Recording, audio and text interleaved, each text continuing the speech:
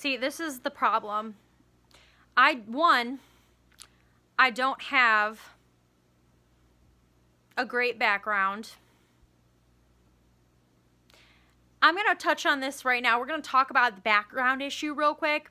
I live in a studio apartment above my boyfriend's mother's garage, and it is a hodgepodge.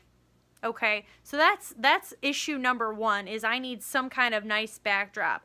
And then two, the lighting in here is so bad. It's bringing out all my little lines on my face. And I'm telling you, like last year, baby face, okay? Like baby face to the max. And all of a sudden I get in certain lights and it's like, are you like 80? But, so thank you for joining me despite the fact I don't have a perfectly decorated casa. I mentioned in the last video, I'm poor. Maybe one day. Let's go. Hey guys, it's Mallory. Don't worry, I'm back. I am so glad you decided to join me for this video today. If you watched my previous and /esque first video, it was about the worst role in the Disney College program, which is housekeeping. I actually have some good news to report to you guys this time that I didn't know, and I found out by researching a little bit for this video, and that is neither Disneyland nor Disney World offer housekeeping for their college program anymore. I think it was because of my video.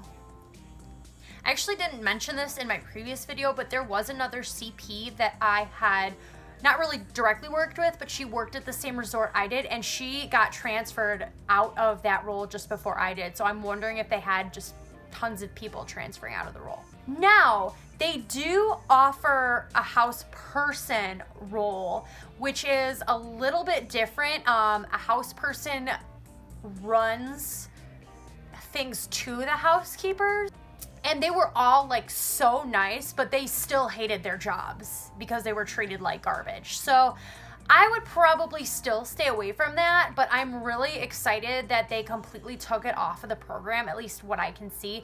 It does say on here, which is really interesting, that the house persons are in charge of deep cleaning, but like I said, I'm very excited to see that the housekeeping role is completely gone from the Disney College program, and I really hope that this is a step to revamp housekeeping at Disney World in general. So today, you know what, I'm gonna be honest with you guys, I don't really know the direction of this video so much as just kind of, I was gonna do like a top 5 roles to have at the Disney College program, or like a pros cons list of some of the roles at the Disney College program. So it might be a little bit of both. And I do have experience now in 2 roles in Disney. I still have friends that work down at Disney, as well as family that has been through a few different roles at Disney. So I do have some expertise on Disney roles. So hopefully that will help you make your decision as you're filling out your application and as you kind of come back to see what you're offered, if you're going to accept that role or not.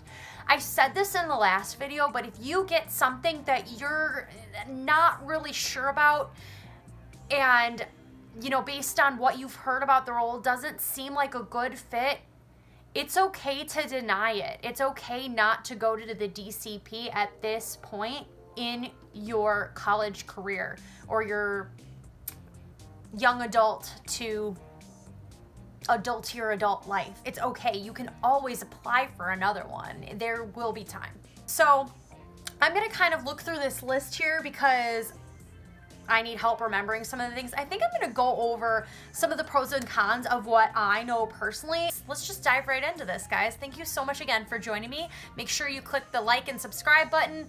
I'm going to be one of those people. I don't know, though, how this channel is going to end up, to be quite honest with you, but thank you for joining me. All right, so the very first role listed in both Disneyland Resort and Walt Disney World is the attractions role. Now, attractions can actually include a variety of things. It's not just necessarily like a ride itself. You could be put in the Main Street Parade Brigade, as I call them. They're definitely called, I think they're called POCs. They wear the cute little red vests and they're telling people, no, go to the right, go to the left, no, there's someone in the stroller going. God bless those people, like, honestly. Anyway, you could be put in one of those roles. You could be possibly working the toll plazas. The attractions covers a very wide variety, so way more than you think. Sometimes you're working at the parks, you could be working at the springs. I mean, this area is very wide. So I've known multiple people who've gone through the attractions role, and one person I am very close to is in attractions right now. And what she really likes about the attractions role is that she works with a variety of people, but they're still very close knit. So you have the same people on that ride. There's a lot of different people, but you still see the same people, which, if you think about it, there are constantly new hires at Disney. There are constantly new CPers coming in and out, but you still have that core group. And she said she really loves that core group of people. She gets along with her managers. She gets along with her coordinators, which is fantastic. I think a big thing to note about Disney, which I noted in my last video, is your leaders, your managers, your coordinators can really make or break a role. And where she is right now, it's good, which is phenomenal. But besides that point, attractions is one of those roles that you're kind of doing this, I want to say this, you're not doing the same thing from day to day, because you could be one day, say, if your attraction is, take my favorite, the Jungle Cruise, okay? If you work on the Jungle Cruise attraction, you could start your shift off in the morning as a Jungle Cruise skipper, but then after you come back from break or have to relieve someone else for their break, you could be greeting at the attraction. You could be operating Fast Pass for the attraction. You could be running the attraction itself. So there are several different roles within there, so you might not know what you're gonna do from day to day until you get there, but you're still learning every aspect of the role, so you're doing the same thing, if that makes sense. And there's a lot of roles to Disney that are like that. The other one that I think of right off the bat is the food and beverage role. I was actually at food and beverage in Magic Kingdom for the last half of my college program when I got transferred out of housekeeping. And in food and beverage, sometimes you are in a larger area. So you don't just work at, say, Friar's Nook in Magic Kingdom. You are part of a bigger circle of, you're part of more. So you could be at Friar's Nook one day and you could be at another location the next, or that afternoon, or whatever. So, but you're, again, kind of the same thing. You're trained at all of those areas and you learn those different things. So food and beverage is actually, which sounds really bad, but I came from a background of where I worked with kids every single day. I worked at a preschool, and coming from preschool to housekeeping to food and beverage, it was a huge thing for me. And I had kind of these like preconceived notions about food and beverage, like, I don't know about that. Working with food, I'm not really sure, or doing the cash register, I'm not really sure. It was all very easy. If you like kind of that, where you know what's gonna happen but don't know, you're kind of surprised on where you're gonna be, you enjoy a little bit of movement, but you still, do the same thing and you have to, then attractions and food and beverage, they're great things to be doing at Disney. All right, let's continue. So another role that I'm very familiar with is the custodial role, and that's actually another hugely popular role at the DCP. You've probably watched videos of people doing the custodial role because it's a great role. Now, the person I know did custodial at Disney Springs, and she loved it. Absolutely adored it. I think what she said she loved about it was the sense of independence that she got. She wasn't constantly like People weren't breathing down her neck all the time. She got to interact with guests who may have had questions, but she usually in custodial, you are assigned an area when you get there that day and you take care of that area. So with her, she would sometimes be assigned maybe a bathroom for that day, and she'd be in charge of making sure toilet paper was stocked, that things were clean, paper towel dispensers are full, and mirrors are wiped down, that kind of thing. But then maybe, the next day or in a later shift, it really just depends. She could have been way over on the other side by now it's not Disney Quest anymore, but the NBA experience. I really wish they would have done an NHL experience, but alas. So yeah, custodial is a really, really good independent role. You're moving a lot, and you're doing kind of like that work that I talked about in housekeeping, where it's very like methodical, where you're just kind of, okay, I gotta, check my paper towel dispensers, gotta go over this way. It's very, you're just kind of doing the same thing, but not doing the same thing. So you kind of get into a rhythm, which I think a lot of people appreciate. And of course, the whole independence role and the guest interaction is a big thing for a lot of people. So yes to custodial. Another role I'd like to talk about is photopass photographer. Now, this was one of the roles I was definitely interested in. I do enjoy photography. I'm very amateur. I know a lot of people say, I enjoy photography, and they have their like photography page on Facebook, me. So I was interested in the photopass role. Now, this role is very mixed, and I can definitely see why. With photopass, you are in charge of getting great pictures for families that pay a considerable amount of money to have these pictures printed. I've heard horror stories of guests that will come home and like half of their pictures are blurry. And that's a big responsibility for a photopass photographer to take, especially if you're not familiar with the equipment. Now, everything is preset, so you shouldn't be messing with the lenses too much or the little fixtures. You're just like, here, point and shoot. So it's kind of a catch-22 with that one. You're given that equipment, you're given training, and it's basically like, let's take some pictures, make sure they look good, and there you go.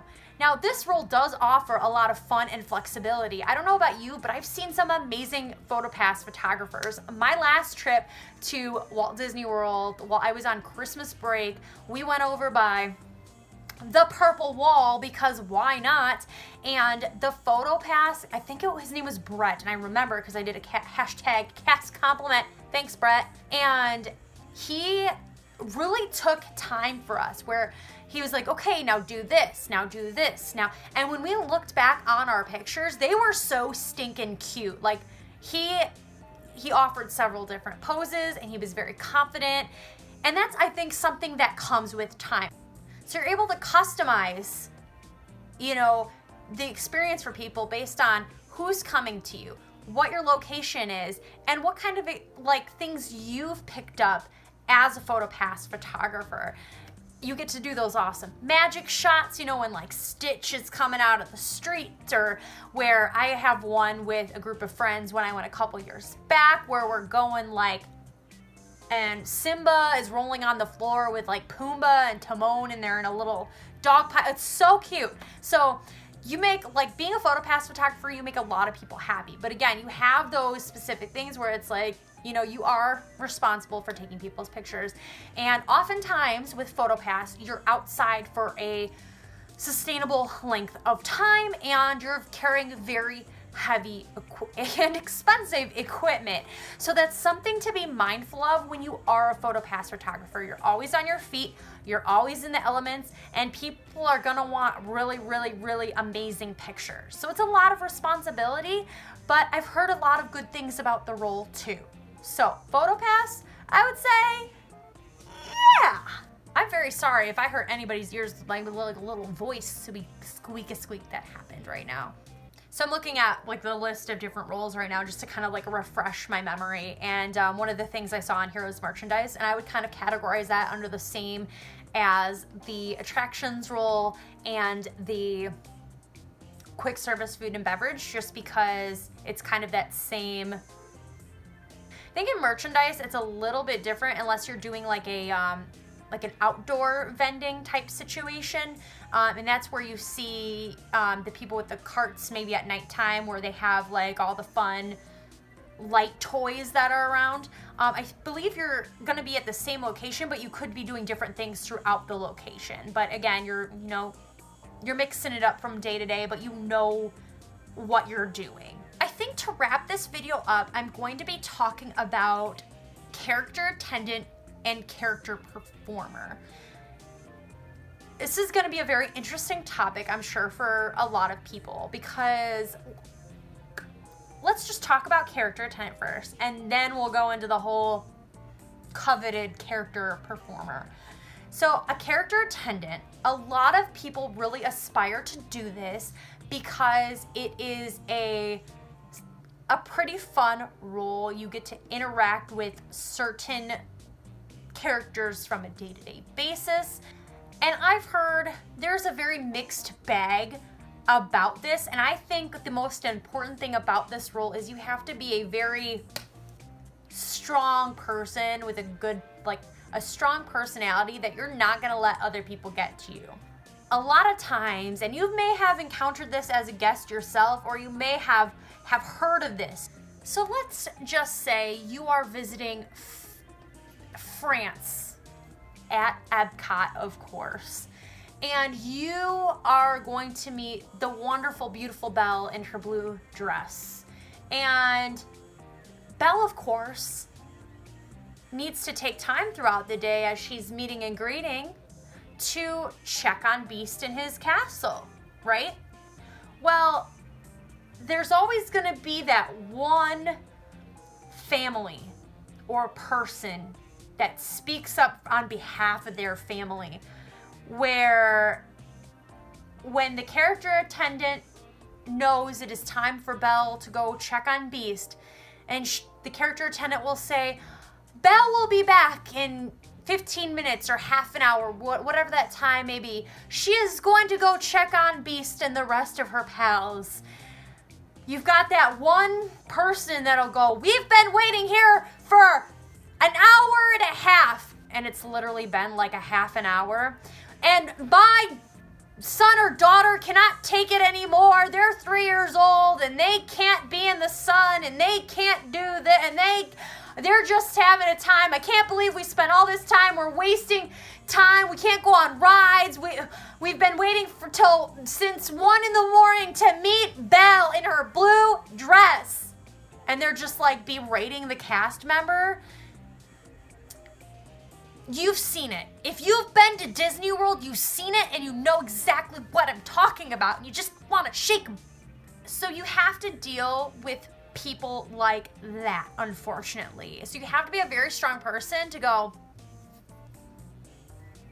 sir or ma'am, you got to keep the sir or ma'am.